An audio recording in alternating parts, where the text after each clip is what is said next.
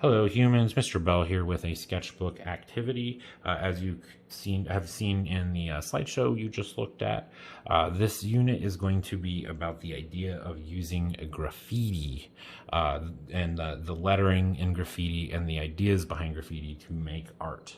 Remember, graffiti can just be anything scrawled on a wall, but we're not all about that. We're going to practice and we're going to make some legit art here.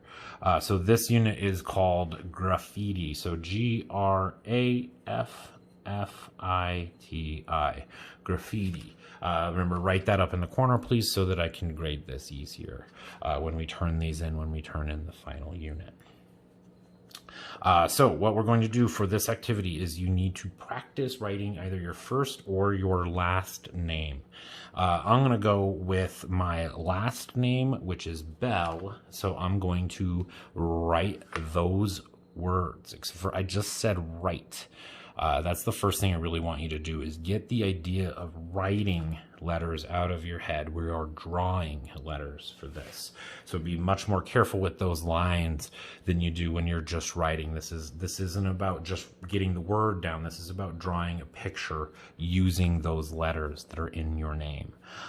So my name is Mr. Bell, so I'm going to go with Bell, and I'm going to make this style kind of a curvy, blocky style. Remember, this is about morphing those letters, changing their shapes to be more what you want to draw rather than what those letters or those words actually say. So I'm going to go with a big curve like this, and then I'm going to, maybe my B's kind of poking its way out this way, so I'm going to have it in like that. And then I want these, the holes in my B of my bell to be kind of parallel to it. This is about finding your own style. So I don't want you to just copy what I'm doing. I want you to maybe do some experiments with different kinds of angles and lines like that. But getting it to the point where it's a B, you know, but it's also, you could be interpreted as something else. Maybe if you flip it, now that I'm looking at it, it kind of looks like the beginnings of a mask. So the idea is to make these letters kind of look more like pictures, but keep the idea that there is indeed a letter there.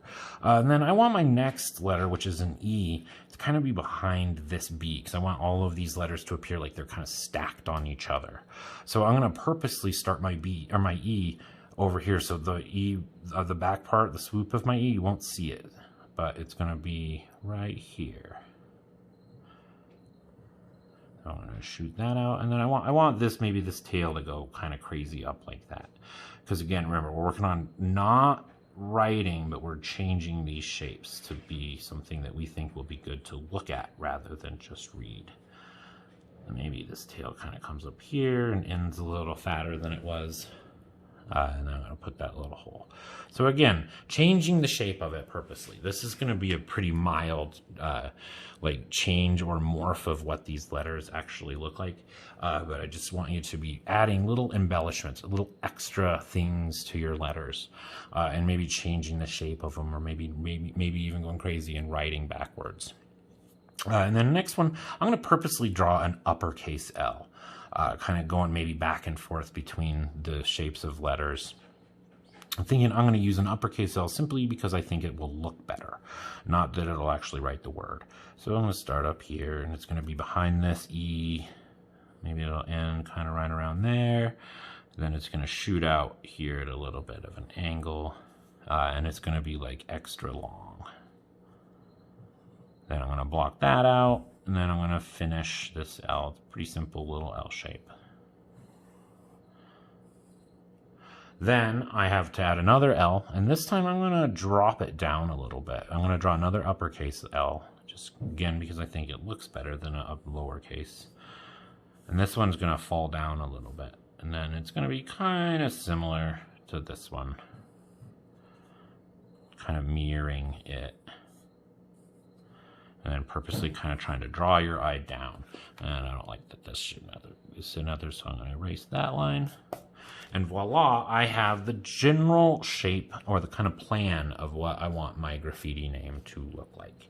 But I don't want them to just look flat. I think I want them to look a little bit three-dimensional. So I'm gonna add some depth to these. Remember, it's okay if what you end up drawing doesn't really look like your name. We really are trying to change it and add little embellishments and stuff like that. I want my L's to look 3D though. So I'm going to draw these diagonal lines like this. And you can use this for really, this type of technique you can use for any letter that's really angular, like an L. But I'm just going to draw these little lines down there, and then it's going to end there, all the way down. So if I wanted to make this truly look three-dimensional, I would have stopped it there. I would have drawn this diagonal line up like that, and then this would shoot it out like that, and then I would go like that, and I'd have more of a three-dimensional shape. But I'm really not working on just having it three-dimensional. I want it to have a style. I want it to maybe be three-dimensional in parts and not so three-dimensional in parts.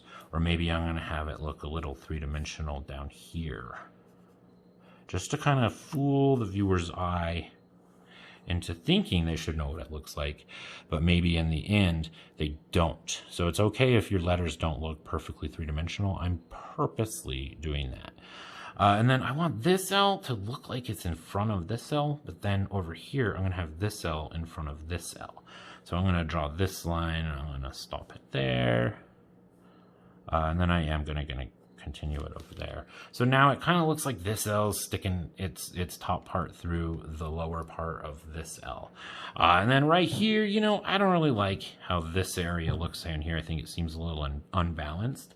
So I'm going to add some mushroom caps from Mario, just because I think that kind of illustrates who I am as a person.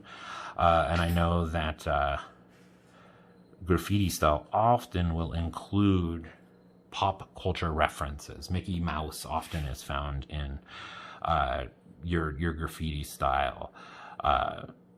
Again, I am a big Mario guy because he was the first true video game, kind of really when I grew up. So again, I think that a little mushroom from Mario kind of illustrates who I am as a person. And I want you to maybe include, when we do the real unit of this is going to include stuff that kind of illustrates who you are. Because that's really what graffiti is. It's about finding a style that is yours and having no one else be able to do that exact style. One more here. You know, and remember, these are pretty, this is practice, so it doesn't matter if it looks perfect.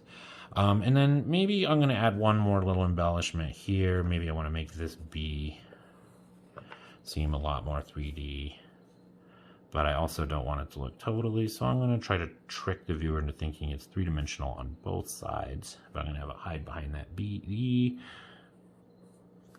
like so, and then I'm going to purposely leave this B just flat.